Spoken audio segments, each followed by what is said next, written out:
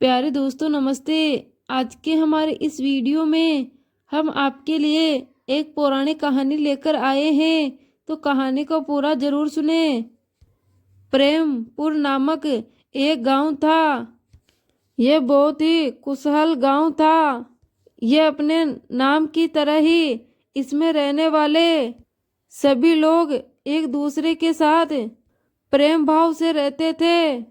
बारिश भी समय समय पर होती थी, जिससे अच्छी फसल हो जाया करती थी।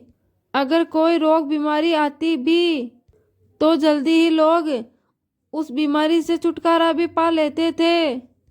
गांव के चारों तरफ खुशहाली ही खुशहाली थी, और इस खुशहाली की वजह थी प्रेमपुर गांव में बना दुर्गा माँ का मंदिर। उस मंदिर में दुर्गा माँ की भव्य मूर्ति थी। गांव वासी सभी लोग हर रोज मंदिर में जाकर माँ की पूजा किया करते थे। एक दिन गांव का मुखिया सबसे कहता है, सभी गांव वाले मेरी बात ध्यान से सुनो। सालों साल चली आ रही परंपरा के अनुसार इस साल भी हम माता के मंदिर में धूमधाम से भव्य जागरण करेंगे। मैंने दुर्गा माँ के लिए शहर से नए कपड़े भी मंगवा लिए हैं।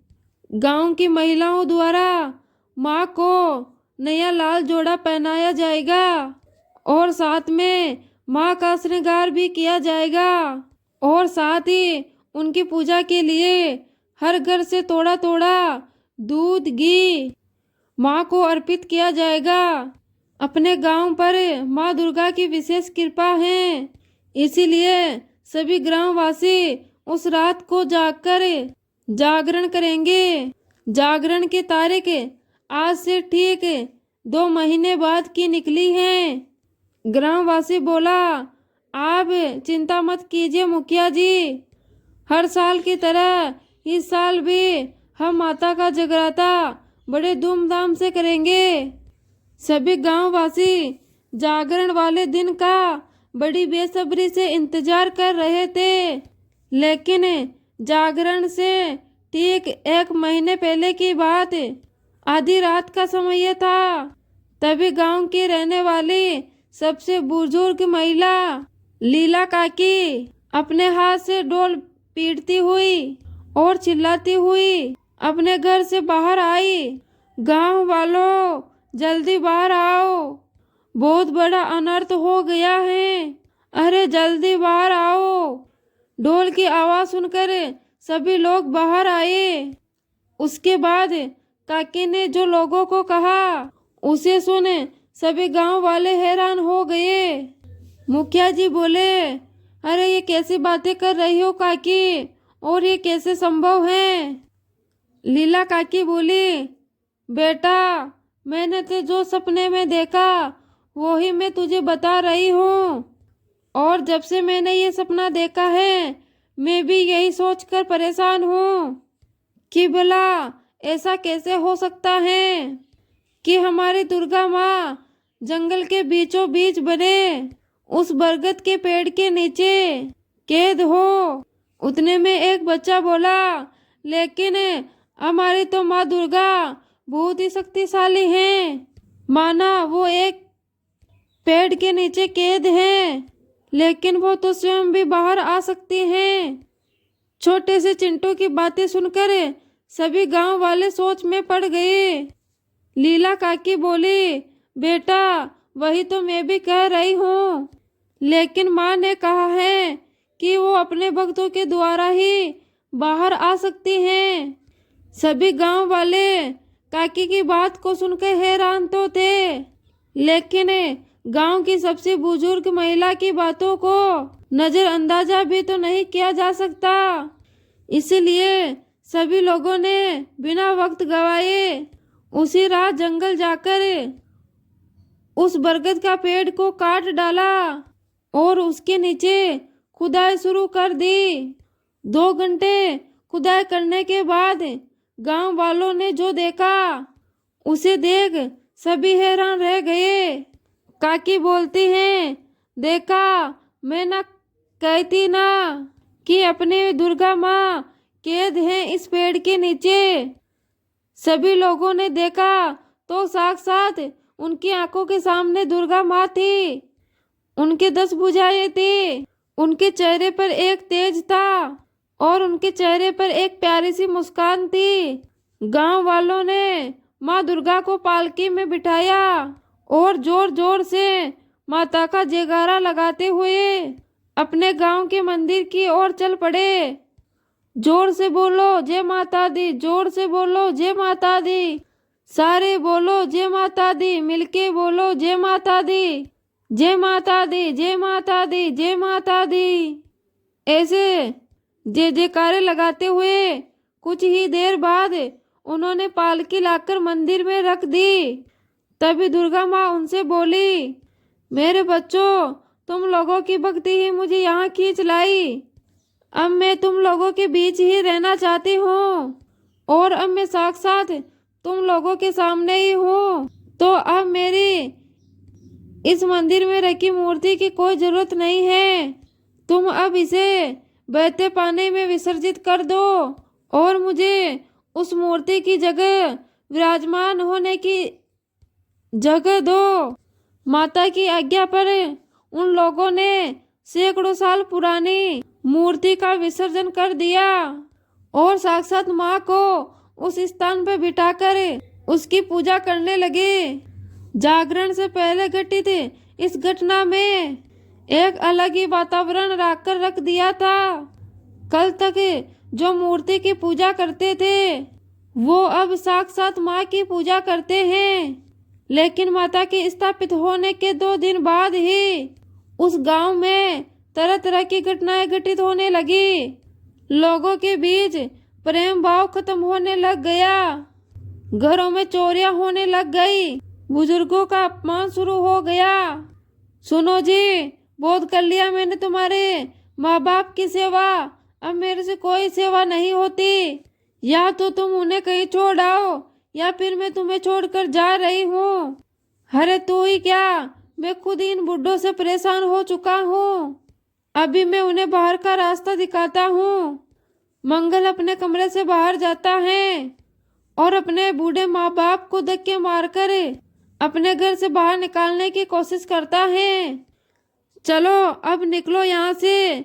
उतने में रोती उसकी माँ बोलती है, बेटा कुछ तो हम पर रहम खा। अपने बूढ़े माँ बाप को कौन इस उम्र में बाहर निकालता है। पिता बोला, बेटा बाहर तो बहुत तेज बारिश हो रही है। आधी रात को हम इस बारिश में कहाँ जाएंगे। हमें कल सुबह तक का वक्त दे दो। सुबह होते ही हम यहाँ से चले जाएंगे। अरे ये तो सब इनका नाटक है। मैं तो कहती हूँ अभी निकालो इनको बाहर। ये सिर्फ एक ही घर की कहानी नहीं थी, बल्कि हर घर में यही चल रहा था। भाई भाई से लड़ रहा था और बहन बहन से। औरतें जबरदस्ती लड़ाई कर रही थी।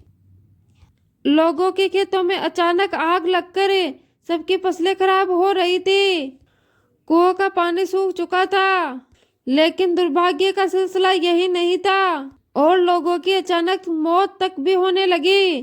एक दिन ममता की 5 साल की लड़की की अचानक मौत हो गई। हाय मेरी बच्ची, ये क्या हो गया तुझे। उठे, अपने माँ से बात कर बेटा।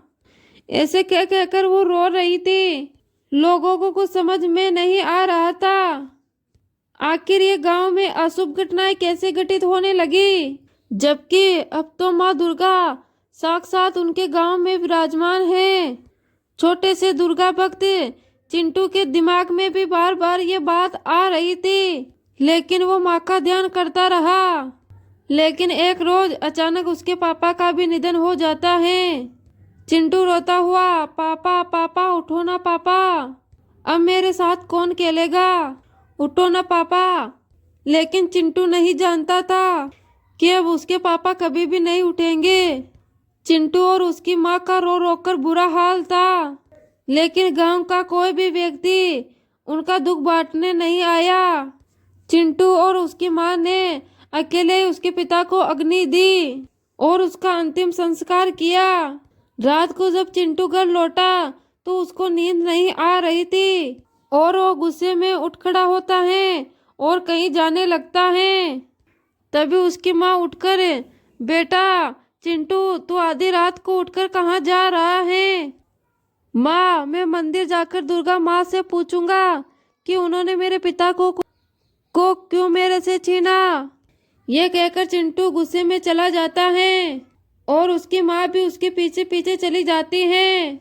वो दोनों रात को ही माता के मंदिर गए, जबकि माता की आज्ञा के अनुसार कोई भी रात को मंदिर नहीं आ सकता था और अगर कोई भी ऐसा करेगा तो उसे माता के क्रोध का शिकार होना पड़ेगा। लेकिन उन दोनों को तो गुस्से में ऐसी बात की कोई परवाह ही नहीं थी। वो जब दोनों मंदिर पहुंचे तो वहां का नज़ारा देखकर थर थर कांपने लगे, क्योंकि वहां माता तो थी ही नहीं, एक भयानक राक्षसनी थी। उसके 5 हाथ और 3 सिर थे। उसका शरीर भयानक काले रंग का था और बड़े बड़े नकुले दांत थे। उनको देख राक्षसी बोली, कौन हो तुम और इस वक्त यहाँ क्यों आए हो? चिंटू डरता हुआ बोला, पहले आप बताइए, आप कौन हो और हमारी दुर्गा माँ कहाँ है? चिंटू की यह बात सुनकर और राक्षसनी जोर जोर से हंसने लगी। दुर्गा माँ, हा हा हा हा, मैं ही तो हूँ तुम्हारी दुर्गा माँ, अब करो मेरी जय जयकार। वो राक्षसी ताड़का थी। सभी गांव वाले दुर्गा माँ की पूजा करते थे, इसीलिए वो बहुत चिढ़ती थी। वो चाहती थी कि दुर्गा माँ की तरह लोग भी मेरी पूजा करें। उसने तंत्र मंत्र की विद्या से कहीं काली शक्तियाँ हासिल कर रखी थी। उसने अपनी शक्ति से लीला काकी के शरीर में प्रवेश किया और लोगों से झूठ कहा कि माता बरगद के पेड़ के नीचे कैद हैं। उसने ही सारी माया रची थी और वही उस पेड़ के नीचे कैद थी और अब मैं इस गांव की माता हूँ और बस अब तुम सब लोग मेरी जय जयकार करोगे। ये सब मेरी ही रची हुई माया थी जिसमें तुम सब बेवकूफ लोग फंस गए। चिंटू और उसकी माँ ने जल्दी से अपनी आंखें बंद की और दुर्गा माँ का ध्यान करने लगे। तभी वहां जोरदार बिजली कड़की और साक्षात दुर्गा माँ विराजमान हुई। चिंटू, दुर्गा माँ आप, जय दुर्गा माँ, जय दुर्गा माँ, जय माँ दुर्गा। राक्षसी बोलती हैं, अच्छा तो तुम यहाँ भी आ गई। अब चल, मैंने जैसे तेरी मूर्ति का विसर्जन किया वैसे ही अब तेरा भी खात्मा इस दुनिया से कर दूंगी। यह कहकर उसने अपनी मायावी शक्ति से एक तलवार प्रकट की और दुर्गा माँ की तरफ फेंक दिया, लेकिन दुर्गा माँ ने अपने त्रिशूल से उस पर वार किया, जिससे उसके शरीर के हजारों टुकड़े हो गए और उसकी वहीं पर मौत हो गई।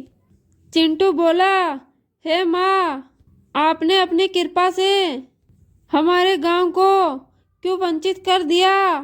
लौट आओ माँ, लौट आओ। माँ दुर्गा बोली, बेटे अब मैं यहीं रहूंगी, फिर से अब इस गांव को छोड़कर नहीं जाऊंगी। जहां तुम जैसे भगत हो मैं उस गांव को नहीं छोड़ सकती।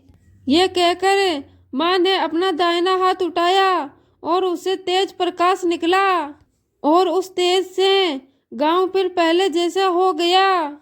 लोग प्यार से रहने लगे। कुओं और नदियों में पानी भर आया, खेतों में फसलें उगाई, यहाँ तक कि जो लोगों की मृत्यु हो गई थी वो लोग भी अब जिंदे हो गए थे। प्यारे दोस्तों, ये है पौराणिक कहानी को लाइक, शेयर, कमेंट और यूट्यूब चैनल को सब्सक्राइब जरूर कर ले। धन्यवाद।